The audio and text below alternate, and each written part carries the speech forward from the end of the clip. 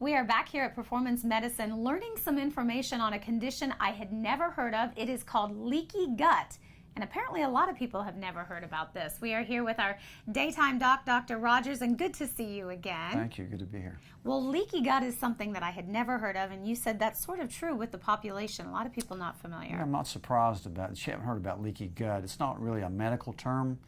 It's really something in integrative medicine we've come to recognize as not a disease but a symptom and a condition. When you, as you know, eating your food is how you get your nutrition. Mm-hmm. Your food goes from your stomach into your small intestine. In your small intestine, there's a one-cell lining between your gut and your bloodstream. So what gets across that one cell is very, very important. Okay, so these are foods then that you said sometimes there's like a break in that lining? A leaky gut, you have a lining, and it's almost like we call it a tight junction. And when that junction gets loose, you have things that pass into your bloodstream from your gut that you don't want to get there, that causes inflammation.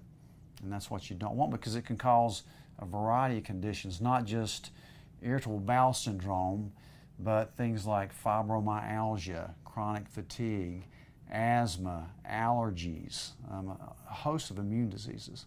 Wow. So what do you do if you have this condition? Where do you start? Well, the first thing you got to do is chew your food. Mm-hmm. You have to chew your food so your food particles won't be large, because large particles can get through there easier than smaller particles, believe it or not. Okay. But you need to eat the right kind of foods, number one.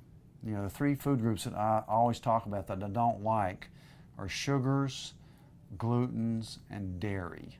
Dairy, and you said a lot of people have some issues when it comes to dairy. A lot of people are gluten insensitive. Mm-hmm. They don't have to have celiac disease, but they can't tolerate glutens. Probably half of Americans don't tolerate glutens very well. And dairy, you don't have to really be lactose intolerant to have a reaction to cow's milk. It's very inflammatory, and sugar is the worst. And so when it comes to leaky gut, you say there are the 4 R's. The 4 R's. Remove, and that means remove the offending particles. That means chew your food and eat the right kind of foods. Replace, which means you need to replace those with good foods that are non-inflammatory, like the good fats, fruits and vegetables, nuts and seeds. You need to re-inoculate. Okay. And that means probiotics. Every human should really take a probiotic, starting as a little kid, to balance the good bacteria over the bad bacteria. Okay, so those are the 3, and the last one? Replace. You have to replace it with the right kinds of, repair. You got to repair that gut with substances like L-glutamine. Okay. I like fish oil. I like vitamin D. I like a substance called NAC, N-acetylcysteine.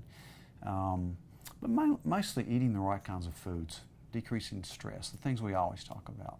And so the good news here is that you can do these things and even repair the damage that may have been done. You can repair everything. You just have to eat right. Well, certainly some great information. You enlightened us all today on the condition called leaky gut. For more, you can always check out their website, performancemedicine.net.